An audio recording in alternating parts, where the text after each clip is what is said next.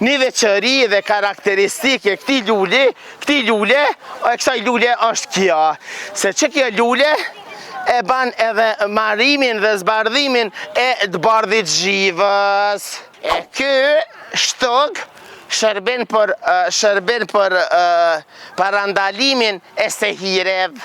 Dashur miq, sikur çdo javë, edhe në këtë javë tash fillu me recetat ditore, recetat tona që nuk kanë të ndalur, recetat e luleve. Sot e kena lul cungin. Ky cung është lule e cila ka qelë, edhe lulet dhe këti cungi janë për dy arsye. Kjo arsyeja parë është fëmija që i kanë mungesat pa arsye, ja merr jashtë në libër, edhe mësusja si ta sheket lule ju mirë në ment, edhe ja ban me arsye mungesat. Një veçëri dhe karakteristike kësaj lule është kjo, se që kjo lule e ban edhe marimin dhe zbardhimin e të bardhit zhivës. I mleshmi këtë fëmijën e mahallës me pështymën i tazë për me bot bardhin e zhivës me asidritet e tros, rëng, 6 orë e gjys, sepse shtogi, ose bungo, ose cungo, që shdush që ti thush, kjo lule qel njëherë në vetë.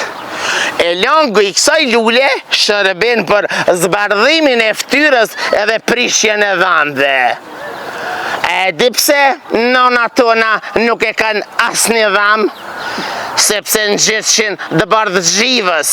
E bardhë zhivës të zhiva e ta prish dhamin.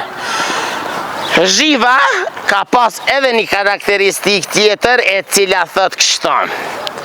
Zhivat shërben edhe për reciklimin e trupit mikroorganik për sehire. E ky shtog shërben për parandalimin e sehirev. Me pas një që si shtogin shpe, një deg, për që ti shtogin shpe, është mirë sepse sehiret e koj shikës nuk të zajnë. Ju që besonin sehire, e theni një shtog që shto, e shtinin gjep, e sheni kush pjo ban. Këto lule janë shumë të mira, sepse të bardhi zhivës o marru piktën e lulev.